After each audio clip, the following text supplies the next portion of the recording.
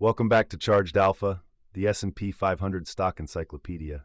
I'm Hudson Thomas, and today we're talking about a company where you walk in for a gallon of milk and walk out with a kayak, a 72-pack of paper towels, and a rotisserie chicken. Costco Wholesale, ticker COST. And I'm Lana Chen. Costco is one of those companies that looks simple on the surface, but has one of the most elegant business models in all of retail. They essentially lose money selling you stuff so they can make money on the card in your wallet. That membership model is what makes this whole thing tick. And today we're going to dig into exactly how it works, what the numbers look like at 52 times earnings, and whether there's still value in one of the most expensive stocks in the S&P 500. Episode 67. Let's go. Costco was founded in 1976 and is headquartered in Issaquah, Washington.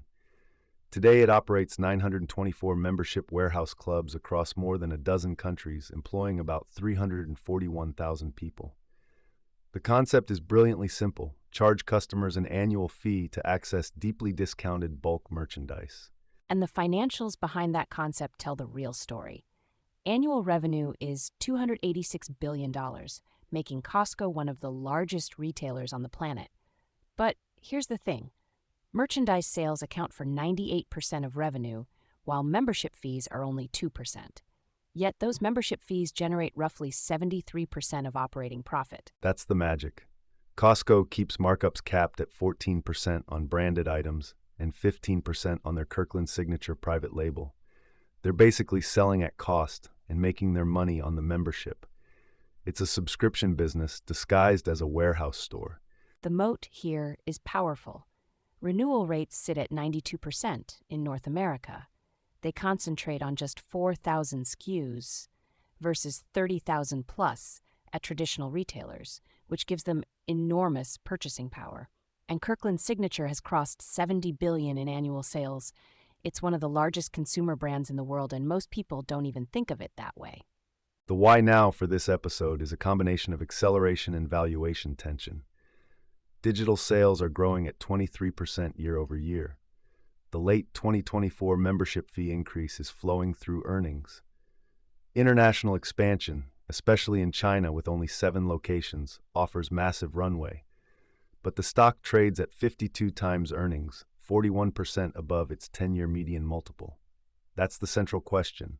Is the premium justified? It's a classic quality at what price debate, and Costco sits right at the center of it. Leading Costco is Ron Vakris, who took over as CEO on January 1st, 2024.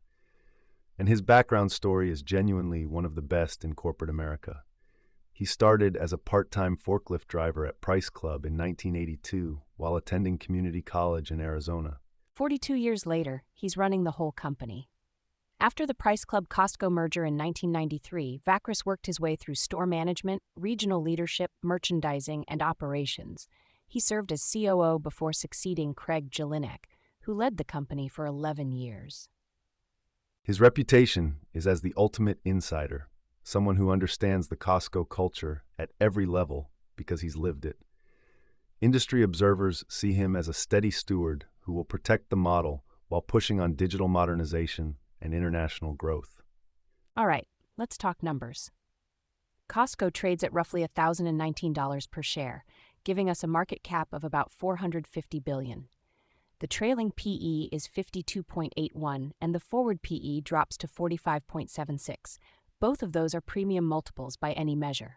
Revenue growth is healthy though, right? Very healthy. Trailing 12-month revenue is $286.3 billion. The most recent quarter, Q2 fiscal 2026, came in at $68.2 billion, representing 9.1% growth. Comparable sales grew 7.4%, and importantly, digital sales surged 22.6% year over year. Now, Costco's margins are famously thin. Walk us through that. By design, the gross margin is 11.02%, and the operating margin is just 2.94%. Those sound alarming until you understand the model. Costco deliberately keeps margins razor-thin on merchandise to drive foot traffic and membership renewals. The profit comes from membership fees, which grew 13.6% to $1.36 billion in Q2 alone. What does the cash picture look like? Operating cash flow is about $11.5 billion, with free cash flow around $9 billion. Costco holds $17.4 billion in cash against only $8.2 billion in total debt. That's an incredibly clean balance sheet for a retailer. Earnings per share. Trailing EPS is $19.26, and the most recent quarter came in at $4.58, up nearly 14% year over year. That's a double beat. Both revenue and earnings topped estimates. Overall, Costco's financial health is strong. The membership model generates consistent, growing earnings with a fortress balance sheet, even if the margins look deceptively slim. What's the analyst community saying about a stock trading at 52 times earnings? They're mostly bullish but acknowledging the valuation. 19 analysts cover Costco, 16 at buy, 6 at hold, and just 1 sell. The average price target is $10.75, implying about 5.5% upside from here. That's a pretty narrow upside for a mega cap buy rating. It is, and it reflects the valuation tension. The range goes from a low of $7.69 to a high of $13.15. Oppenheimer has an outperform with a 1,200 target, Morgan Stanley is overweight at $11.50, and UBS has a buy at $1100. How was the last earnings report? Strong execution. Q2 fiscal 2026 showed revenue of $69.6 billion, a beat. EPS of $4.58, also a beat. Membership fee income grew 13.6%, and the company announced 28 net new warehouse openings for fiscal 2026. The numbers were solid across the board, but the stock barely moved because a lot of good news is already priced in. Let me take the bull case. First, the digital acceleration is real and it's material. 22.6% e-commerce growth is almost 4 times the overall comparable sales growth. AI-powered personalization generated $470 million in e-commerce sales alone, and mobile app visits surged 63%. Costco is quietly becoming a serious digital player. That's a good point. The digital growth isn't cannibalizing the warehouse experience, it's additive. Second, the international runway. Costco has 924 warehouses globally, but only 7 in China. 7. If the model translates, and early signs suggest it does, the addressable market for new locations is enormous. Management is targeting 30-plus new openings annually going forward. And the membership fee increase? That's the third catalyst. The late 2024 fee hike is already showing 13.6% membership income growth, and that's essentially pure profit dropping straight to the bottom line. There's even talk of potential new digital-only membership tiers for younger demographics. All right, now the bear case. Start with valuation. At 52 times trailing earnings, Costco is priced at a 41% premium to its own 10-year median PE of 37. Even at the forward multiple of 46, you're paying significantly more than historical norms. There's virtually no margin of safety here. What does that mean practically? It means any earnings miss, any negative data point, a dip in renewal rates, margin pressure from tariffs, and the stock could see a significant drawdown just from multiple compression. You don't need the business to deteriorate, you just need it to stop exceeding already sky-high expectations. What about the fundamental risks? Membership renewal rates in the US and Canada have dipped to 92.1% from prior levels. That's still excellent, but the direction matters. Online-only members renew at lower rates than in-warehouse members. Beyond that, inflationary pressures on labor, transportation, and sourcing are squeezing already razor-thin operating margins. And tariff uncertainty is a real headwind for an import-heavy inventory model. Let's compare Costco to its peers. Walmart is the obvious starting point.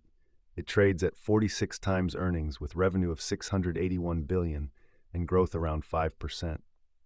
Lower PE than Costco, but Walmart lacks the membership model and its growth rate trails Costco's 9%. Then there's BJ's Wholesale Club, the smaller competitor at a PE of 22. BJ's has solid membership fee growth of about 11%, but it's a regional player challenged by both Costco and Sam's Club expansion. Very different risk-reward at less than half Costco's multiple. And Target? Target is the cautionary tale in this group, PE around 12.5, with revenue actually declining year over year. No membership model, weaker execution in the current consumer environment highlights what happens when a retailer doesn't have the structural advantages Costco has built. Looking at the options market for Costco, the put-call ratio on recent volume is 0.66, which is solidly bullish. IV percentile is just 26, very low.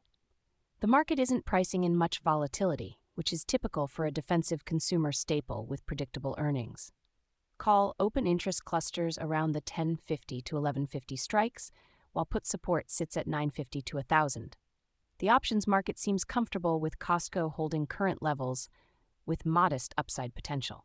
Insider activity tells an interesting story. 0 insider purchases in 2026 against 18 sells. EVP Caton Freights sold shares worth about $700,000 in early April. The consistent selling pattern at these elevated price levels is worth noting. Insiders aren't required to be bullish. They have every right to diversify and manage their personal wealth. But when you combine 0 buying with 18 sells at 52 times earnings, it raises a reasonable question about whether the people who know the business best see the same upside the market is pricing in. Let's flag the key risks. Number 1 is membership renewal rates. Any sustained decline below 92% would be a red flag for the entire business model.